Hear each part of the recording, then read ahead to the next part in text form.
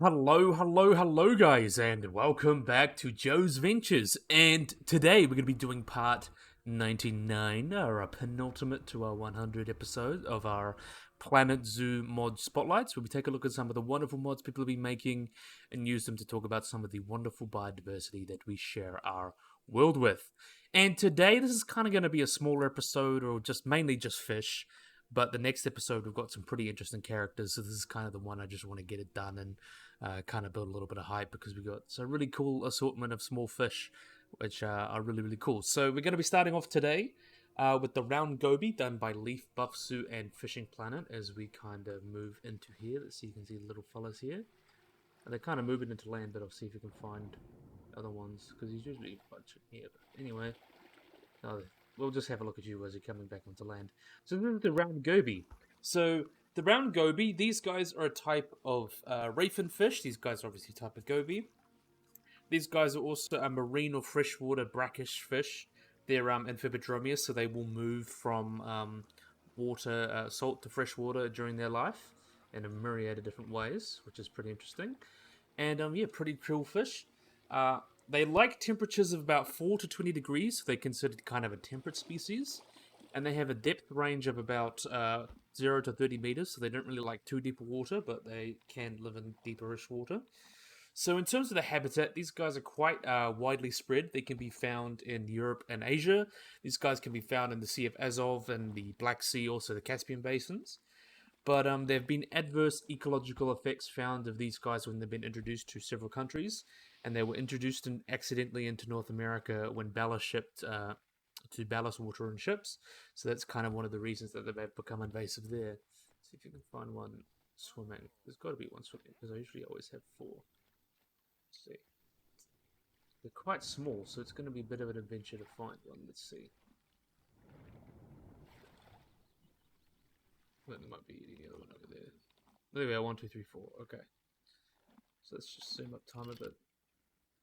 Nah, we'll just carry on. Anyway, the goby, as you can kind of see here, these guys get about a length of 4 or so. Oh, let's see, there's one sort of here. Let's get you in the water. Let's talk about.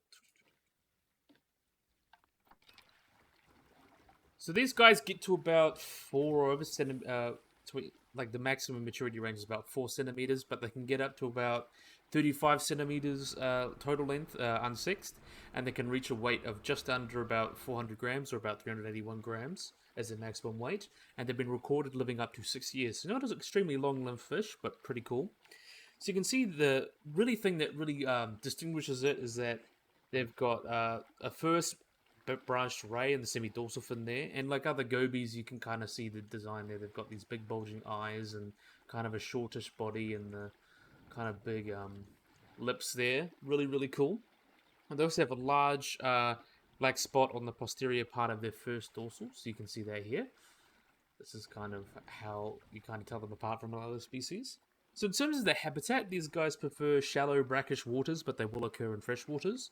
They often live in lagoons, lakes, and large rivers, and harbors as well. That often have sand or rocky bottoms, but are mostly found on well-vegetated or rock bottoms. And their condition can tolerate quite a wide range of temperatures, ranging from 0 or freezing to 30 degrees. But they mainly thrive in that temperate area, so between like probably 10 and 20 degrees. So they're like their more temperate area, and they are actually able to tolerate low oxygen content in the water for several days. These guys are oviparous, so these guys will lay eggs, and as I mentioned, they have longevity up to 4 to 6 years. Males will reproduce for the first time. Oh, you guys are not swimming. Let's see if we find another swimming. Oh, they must be swum over there. Anyway, we'll have a look at you while we carry on. These guys will reproduce for their first time at 3 to 4 years old, and females are 2 to 3 years old. And spawning season is typically April to September, with females may repeat spawning during the season, about every 18 to 20 days. And the bodies of males are entirely black during this season, and the adhesive eggs actually will deposit it on stones, shells, and aquatic plants. And the males will guard the eggs until they hatch and die after the spawning season, which is obviously quite sad. But they died protecting their offspring, and that helps the next generation. They feed on a wide variety of invertebrates and small fish, mainly mollusks, And due to their large size, they do have some areas they have commercial value, and they're usually salted or kind of pickled or dried or consumed with beer. So that's kind of how people typically eat the gobies. And another thing about the egg clutch is that the egg clutch is actually supposed to be occasionally transported, seem to be occasionally transported on the hulls of ships, which means they have been introduced to areas where they wouldn't naturally be found in because of that, as I mentioned, like North America. And yeah, their life cycle, the male will protect the eggs and juveniles and kind of die after they're born, after they spawn, and the males typically die. And as I mentioned, these guys are considered least concerned, but they are considered a pest. As I mentioned, they've been introduced in places by accidentally, and they have minor commercial value, and they are occasionally used as a bait fish. But other than that, they're pretty much just a normal fish and pretty cool little guys. They do like a round goby. So that was done by Leaf Buffsu and Fishing Planet. Next one was done by Leaf Buffsu as well, but this is a model from 123 free 3D models. So we've got here the red breast sunfish. Really cool guy here, actually. So the red breast sunfish. These guys are a type of sunfish. Not the big ocean ones, but this is the kind of freshwater ones, as you can see here. These guys are freshwater, and they like a pH range of between 7 and 7.5, and they like temperatures of about 4 to 22 degrees, so they like a bit more temperate. And these guys are a North American species. These guys can be found in the eastern rivers of the US and Canada. And at least one country has reported adverse effects after the introduction of the species, which is pretty sad, but still pretty cool animals here. So these guys can reach a maximum length of about 30 centimeters and a common length of about 10 centimeters, though. So their biggest is about 30. And they have a published weight of up to 790 grams, so a little bit under 800 grams. So a decent sized fish. And these guys, in terms of their biology, these guys like to hang out in sandy pools and creeks of small and medium rivers with rocky and vegetated lake margins as well. Adult fish will typically feed on terrestrial insects and both immature and adult aquatic insects, especially things such as mayflies and dragonflies. And the juveniles will consume benthic organisms such as dipteran larvae, so all the larvae of kind of all the cool, all the bugs that kind of have the larvae of dipterans, so things like mayflies and dragonflies, things like that. And their life cycle and breeding behavior is the female will typically lay about 1,000 or so eggs in a deposition, and then the male will come later to take care of the eggs and young by himself. So really great dads, really great single dads who just love single dads. And in terms of their conservation, these guys are least concerned, and as I mentioned, considered a potential pest, because at least one country where they've been introduced has seen adverse effects from the introduction. And they are quite a common anglerfish, and also in aquariums as well. They're game fish, and they're often caught for aquariums and things like that. They've got some commercial value. But yeah, really, really cool, beautiful fish. I think they're quite awesome. Let's see if we can look at another one before we quickly jump off to the next fish. So yeah, really, really cool. You can see they get their red breast because their breast hair is quite red, but they have that generally quite greenish color with the red on the pectoral fin there and all that. Really, really beautiful looking fish, actually. I quite like them. I like a red, it's my favorite color. Thank you, Raz, for giving us the time. So that was done by Leaf Buffsu and a 123 free 3D models. That's a bit of a tongue twister. But anyway, we're moving on to next fish. Next one's done by Leaf and Buffsu and Fishing Planet again. We've got here the tiger barb, also known as the Sumatran barb. Oh, they're already out of the water, so we'll just wait for them to... I think there's one going into the water anyway. Let's speed it up.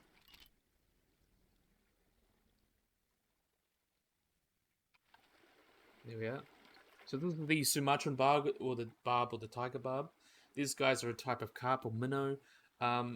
Obviously, the tigress comes. The scientific name is Punatigris tetrazona. I believe you say that. So tigress from the word tiger, and they get their name the tiger because they have these black and orange bands, very similar to your common tiger, your cat, the big cat.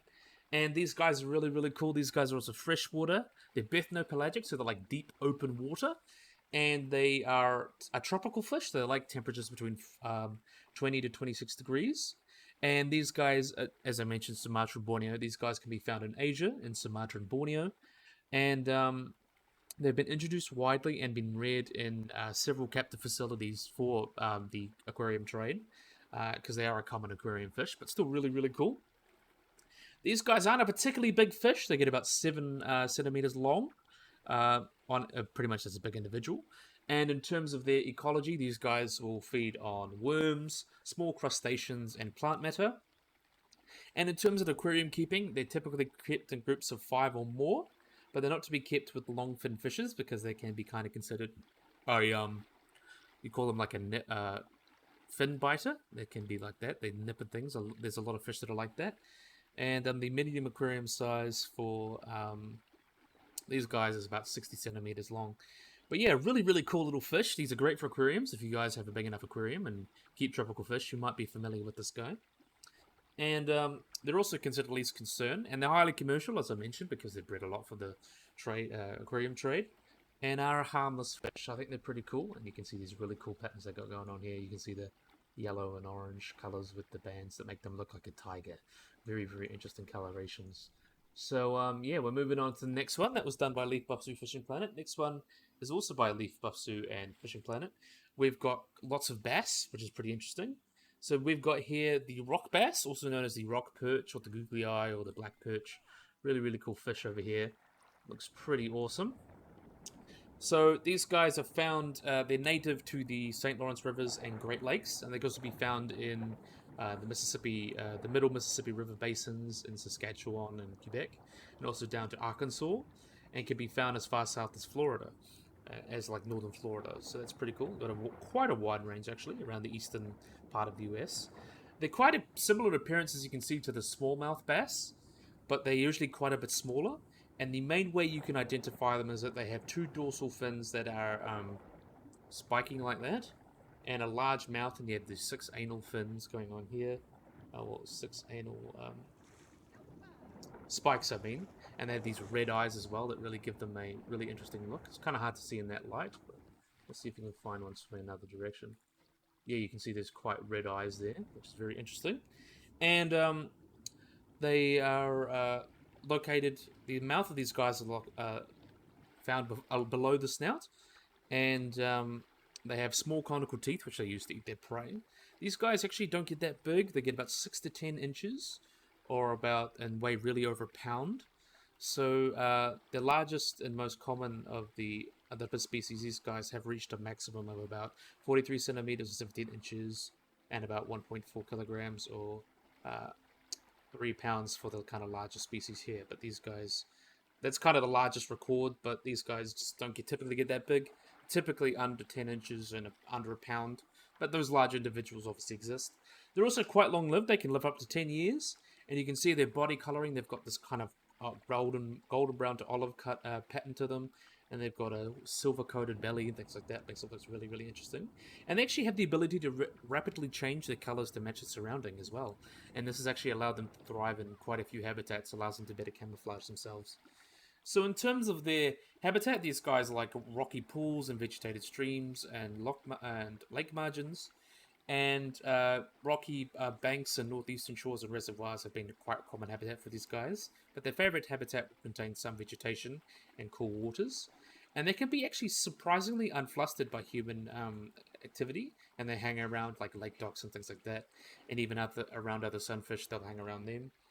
And in terms of their diet, these guys are large bass, northern pike, and walleye prey on the young bass. But rock bass will actually compete with smallmouth bass, as their diet will eat smaller fish, including the own young, minnows, insects, crustaceans, and yellow perch. And they've actually been found to take food from the surface sometimes. And they may actually, adult rock bass eats heavily, basically, particularly in the evening and early morning, so they're kind of crepuscular. In terms of the conservation, these guys are a species of least concern, and based on their population's viability, there seems to be no real concern or any conservation plans. But they are a sport fish, so they are managed under some regulations to try and keep the populations healthy for fishermen, of course. And there's like stock limits and artificial nurseries to help manage rock bass populations. And in terms of reproduction, these guys reach about sexual maturity at about 2 to 3 years old, and these guys are polygamous or polyandrous, with both males and females having multiple mates during the breeding season.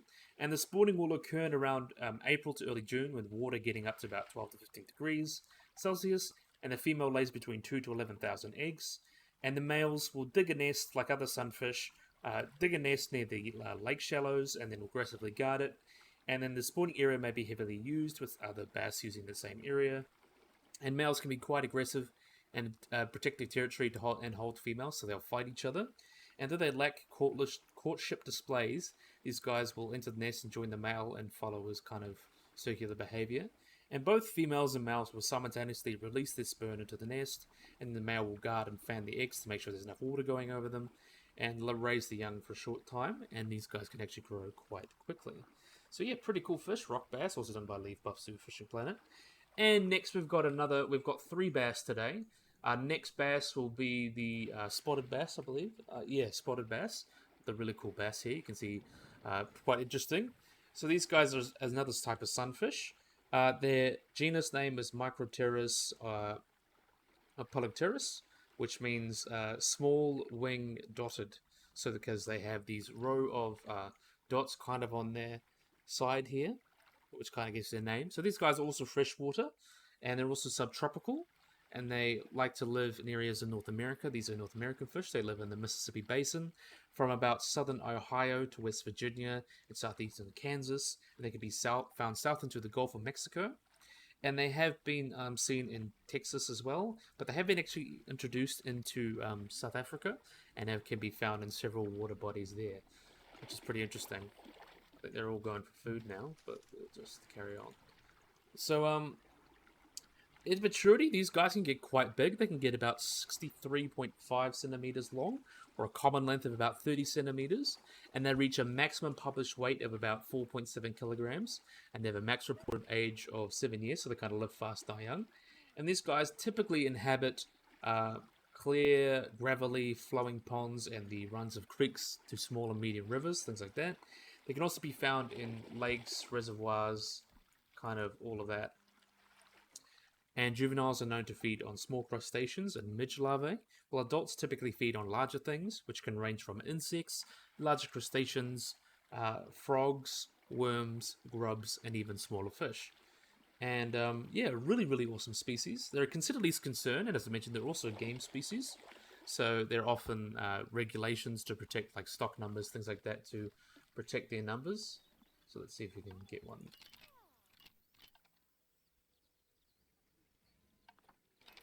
There we are. So as I mentioned, yeah, there's usually stock takes and things like that, and their breeding is not too dissimilar from other species of sunfish. So there's not too much going on there, and they're harmless, unless so they could give you probably a nasty bite. But yeah, really, really cool fish. I do like these guys. Also came from Leaf Buff Zoo Fishing Planet. And we've got one last bass.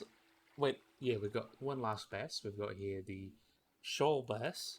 So another cool animal here. Really got a much longer face, as you can see, than other species of bass. These guys are also subtropical and bethnopelagic. So these guys are typically found in deep open waters, in rivers and like lakes and things. And they're found in North America. They're found in the Appalachian region, kind of similar to a lot of these other species. They type are found around the Appalachian area, like the eastern part of the US. In terms of their size, these guys can get quite big. They get about 60 centimeters long, or about 2 feet long, maximum length, and they have a max published weight of about 4 kilograms, so quite big. We actually don't know that too much about them, but they're also considered near threatened, and that can be, I assume, really pretty much only to things like overfishing, competition with invasive species, that kind of thing. But they are considered a game fish as well, so I assume there's lots of regulations on these guys, and they are considered harmless. So yeah, definitely a really cool fish. I love the shoal bass. I really like the long face it's got. You can see it's kind of different from a lot of bass, and kind of the kind of almost striping it's got there, and it's got this like dark black and then yellowish to contrast each other. I think it's rather awesome actually. So yeah. Next, we're moving on to another one. We've got the white sucker. So we've got a couple of suckers in here, and that does not mean you guys watching. You guys aren't suckers. You guys are epic, because you obviously like my videos. So we got a freshwater fish here, the white sucker. So these guys are found in the upper Midwest and northeast of North America. They can be found as far south as Georgia and as far west as New Mexico. And they get the name the sucker because they have these big fleshy lips you see here, which is used to suck things from the substrates of streams and things like that. So these guys, you can see, they're quite a long fish with a round body and a dark grey or coppery color to them, as you can see here. And they're quite similar looking to other types of like carp fish and things like that. And they can actually get quite big. They can get a size of about 12 to 20 inches or 30 to 51 centimeters and weigh between 2 to 6 pounds or 9 to 0.9 to 2.7 kilograms. And you can see they've got these quite fleshy lips, as I mentioned, that they use to suck food out of the substrate. And they're often mistaken by other species of suckers and things like that. But the way you can distinguish them is they have a complete lateral line that's about 55 to 85 small scales. And another cool thing about these guys is that they can actually use chemosensory to sense and avoid predators and avoid conspecifics during the day and night. So that's actually really, really cool. They use chemoreception or chemosensory, so they can use the chemicals. I got all that. And these guys, as I mentioned, these can be found in different habitats and very, very adaptable. They're generally found in the Midwest and the East Coast. And the white sucker is actually relatively tolerant of turbid and polluted waters. They do have low breeding success in acidified water. In terms of their diet habits as well, these guys are bottom feeders, as mentioned, and they will use their fleshy lip to suck up sediments and other organisms and eat pretty much whatever they can find. But that includes things such as small invertebrates, algae, and plant matters. But they are often prey for species such as trout, northern pike, catfish, muskellunge, walleye trout, and sandja. These guys will be prey for these guys, so they're kind of like a mid-level in the ecosystem. In terms of reproduction, these guys will usually spawn in shallow water or streams from April and May, and spawning may actually be initiated by temperature changes in runoff or early snowmelt as well. And two or more males may gather around a female, which releases up to 10,000 eggs, so that the eggs can be furthered by the gathered males. So typically, a female will have quite a few males around her, or a couple males, and then that's the clutch may actually have multiple fathers, which is pretty interesting. So yeah, they're also a very important fish to very common fish. They're not usually farmed for food, but some consider them good to eat. They're more often used as bait and can be sold as sucker minnows. And when eaten by humans, usually sold under the name of mullet. And the largest record for these guys for a white sucker has been about 2.9 pounds, 2.9 kilograms, or about 6 pounds 8 ounces, and was found in lower Minnesota in the Rainy River in 1984. Another cool thing about these guys is these guys have a little bit of a fossil history. These guys have been found in the United States and occurred around the early Pleistocene, so that was about 2 million years ago. So quite a long-lived species and a pretty interesting, if I do say so myself. So that's quite a nice sucker. So again, that was done by Leaf Buff Zoo Fishing Planet. Next, we've got, second to last, we've got the long-nosed sucker, as we can kind of see here. So these guys, you can see they're quite a bit different. The long-nosed sucker, these guys are another type of sucker, the Castoromyidae, I believe you say that. And their name, Castoromys basically means down stomach, I believe, or inferior mouth is kind of what it means. So down mouth. That's basically how you could say it, but there's obviously much better ways to say it. Look at these cute guys. I love these guys. So these guys are also freshwater brackish species, so they like freshwater or brackish water. And they typically live in depths between 5 and 25 meters, and even up to like 180 meters sometimes. And they like temperatures between 0 to 15 degrees Celsius, so they're more temperate species. And they're another North American species that can be found throughout most of Canada and Alaska. So they can be found in the Alaskan Atlantic slope as well, in Delaware. They can be found in New York, the Great Lake Basins, Colorado, West Virginia. And they can also be found in the Arctic basins of Siberia and Russia. And they also occur in the Columbia River system. So they're kind of a more northerly fish, but still have quite a wide distribution, actually. So these guys are another quite big fish. These guys get about 64 centimeters, though they're more common than there's about 22 centimeters.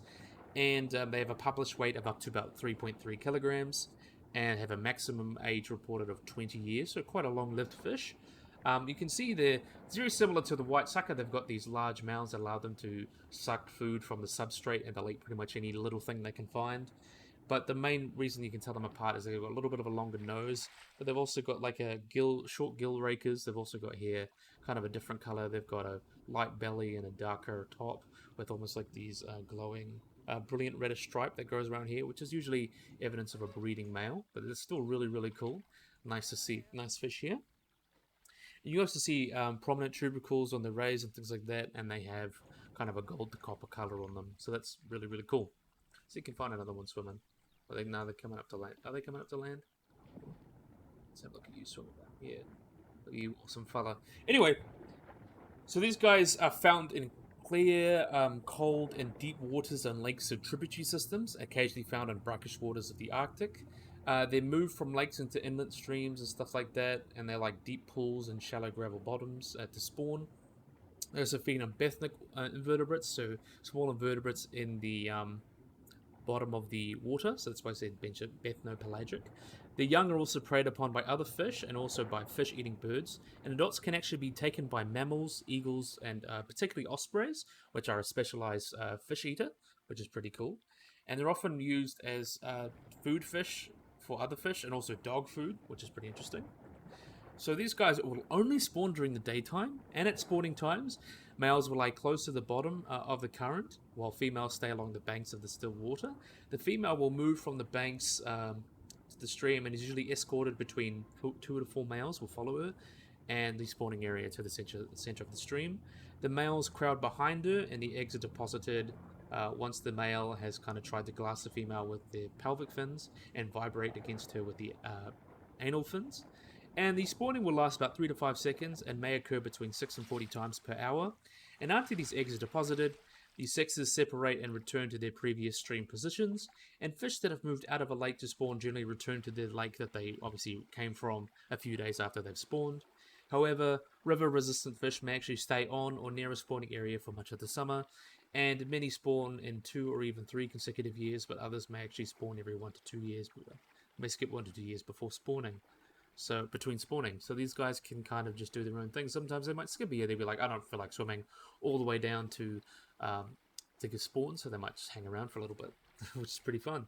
So these guys are also considered least concern, and they're considered harmless. So they're quite a common fish and doing well. There are minor commercial fish, as I mentioned. These guys are often used as dog food, things like that. They're also a game fish, so people do like catching them, and they can be caught a lot for public aquariums because people do like seeing them, which is really, really awesome. So now we're moving on to our last species. This one was just done by Leaf and Buffsu. They've started to make their own fish models, which is pretty awesome. So we've got here the black crappie, so another cool fish here. So the black crappie, these guys are freshwater fish that are found in North America, and they're one of the 2 types of crappies. We have the white crappie, I'm going to show that for another time, which is pretty interesting. And they're quite similar in their size, shape, and habitats, except one is darker. And these guys are also, as I mentioned, the black crappies. These guys are often identified with 7 to 8 spines of their dorsal fin, while the white ones have 5 to 6. So these guys kind of have more spikes on their dorsal fin. They also have a deep and laterally compressed body, as you can see here. It's quite tall. And you can see they're silvery grey to green in colours, and they have these molted black spotches across their body, which is pretty interesting. So these also have a row of dark spots in their dorsal, anal, and caudal fins. And both crappies have large mouths and thin lips, which suggests that they're piscivorous, or eating other types of fish. And in terms of their size, crappies can get about 4 to 8 inches, or 10 to 20 centimeters long. And the current record for their size, all tackle world records, about 2.47 kilograms, or 5 pounds 7 ounces. And the maximum recorded length is about 49 centimeters, and the maximum published weight is about 6 pounds, or about 2,700 grams. So quite a big fish, nearly 3 kilograms. Their range is actually particularly uncertain because they've been transplanted quite a lot, but it's presumed to be quite similar to the white crappie. So these guys, a native range is suspected to be like eastern US and Canada, but as of 2005, pretty much populations exist across all of the states in the United States, and introduced populations also exist in Mexico and Panama. So in terms of diet, these guys live in lakes, reservoirs, pits, and ponds, and large rivers as well. They prefer areas with little to no currents, clear waters, and abundant cover such as vegetation or sufficient timber as well as they like sand or mud bottoms like they're found in lakes and ponds and streams. That's kind of what they like as well. Let's see if we can speed this up so we can get one not on the ground here. Anyway, in terms of they're very prolific, and they tend to overpopulate their environments, which would be negative for both the crappie and the other fish species, but they're also commercial fish species, and they actually become quite safely stocked. So safely stocked ponds are as small as 1 acre in area, so typically people try to make sure that they're not overstocked, since they can, being overstocked can really hurt the ecosystems or ponds that they live in. So these guys will feed in early in the morning, and from midnight to approximately about 2 a.m. Individuals smaller than about 16 centimeters will feed on plankton or minuscule crustaceans, while larger individuals will feed on small fish such as shad and minnows. And adult black crappies actually feed on fewer fish than white crappies do. Instead, they'll actually eat a lot more insects and insect larvae and crustaceans, which is pretty interesting. So that kind of gives you a bit of niche partitioning as well. But the young will also eat small aquatic invertebrates and things like that. And they actually will move from this kind of fish eating. They're fish eating, kind of more fish eating as adults, and then they are more like almost filter feeders as babies. So they kind of change their niche when they grow up, which is pretty interesting, and actually change a lot during habitat as well. So black crappies in different areas will eat different things depending on the availability of them, which is another really cool thing. And they're also quite a common popular sport fish, and they can be easily caught due to their feeding times as well. And there are also minimal number and size restrictions on fishing this species. And in terms of angling, they can be caught in small jigs and minnow rigs and things like that. So typically, just something like that. They use a spinning reel as well. And in terms of their conservation status, these guys can be safely harvested with reasonable regulations, as long as there's no permanent damage to fisheries, things like that. But they're luckily considered least concern, and their fisheries are rather well managed, so that's pretty cool. And in terms of the reproduction of life cycle, it's very, very interesting. These guys will reach sexual maturity about 2 to 4 years of age, and they will grow during their first 4 years of life. And it's faster in warmer areas than in cooler areas, so typically they'll grow faster in the south and the north. And white crappie also have the highest growth rate in terms of have a higher growth rate than black crappies, so white crappies grow a little bit faster. And most of these fish that are caught for sport are typically between 2 to 5 years of age. And the breeding season will vary a lot during location because these guys have such a wide range, with breeding temperatures being between 14 and 20 degrees Celsius, and spawning will occur in spring and early summer. Spawning occurs and the male builds a nest. The males will use their bodies and tails to sweep out an area of mud or sand and shallow water between 1 to 6 feet deep. And usually that'll be near a shoreline or vegetation and create a nest. And these black crappies actually nest in the most protected areas. So they like to nest in areas with places such as woody debris or live vegetation, so when that's possible. And female crappies on average produce about 40,000 eggs, and the number depends on the age and size of the female crappie. So bigger females and older females will make larger eggs.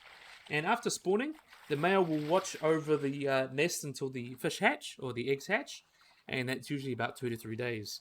And the newly hatched larvae are quite small. They're about 2.3 millimeters long, or just under an inch, 0.091 inches, things like that. And they're quite transparent. And they'll stay in the nest for several days before moving into shallow sheltered areas or waters, things like that. And the oldest recorded black crappie has been aged to about 15 years of age, although 7 seems to be more typical age for their lifespan. Yeah, really, really cool species, and also done by Leaf and Buffsu. Nice seeing them do custom fish. I hope they do more custom fish in the future. And yeah, really, really awesome. So yeah, I think this would be a great place to end the video. I know this is probably a quicker one, but I think that's still rather awesome. So yeah, I really, really, really hope you guys enjoyed this video. I hope you guys like and subscribe. Always remember to hit the little bell icon to get notified about anything. So yeah, hope you guys enjoyed this video. Hope you guys like and subscribe, and bye-bye.